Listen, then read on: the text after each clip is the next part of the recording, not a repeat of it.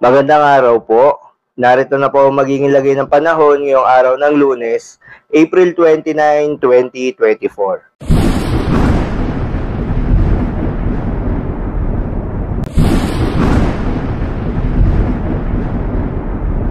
Sa kasalukuyan na tayo sa pag-asa, easterlies pa rin o yung mainit na hangin galing sa karagatang Pasipiko ang patuloy na nakakaapekto sa ating bansa. Ito rin yung nagdadala ng mainit at maalinsangan na panahon sa buong kapuluan. Posible naman ang bahagyang maulap hanggang sa maulap na kalangitan na may kalat-kalat na mga pagulan pagsapit yan ng hapon hanggang sa gabi. Dulot naman yan ng mga localized thunderstorms. Magandang balita naman dahil ayon sa pag-asa ay wala namang kumpol ng kaulapan o cloud clusters na posibleng maging bagyo o low pressure area na maaaring makaapekto sa ating bansa hanggang sa mga susunod na araw. Para naman sa lagay ng panahon ngayong araw ng Lunes dito sa Luzon, asahan sa Metro Manila at buong Luzon ang maganda at maliwalas na panahon, asahan rin ang mainit at malinsangan na panahon lalo na sa tanghali, dulot yan ng easterlies.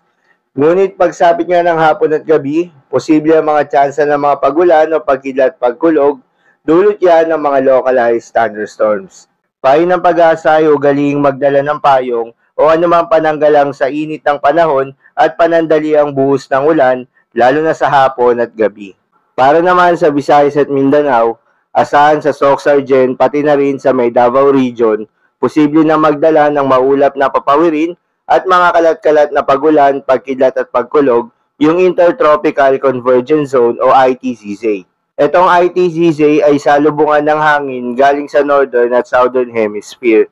Para naman sa buong Kabisayaan at nalalabing bahagi ng Mindanao, asahan pa rin yung epekto ng easterlies.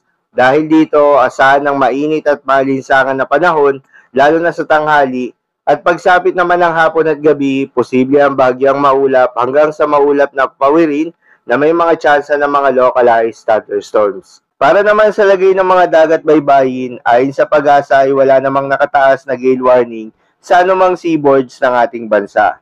Kaya naman malayang makakapamalaot yung mga kababayan nating mangingisda, pati na rin yung may mga maliliit na sasakyang pandagat.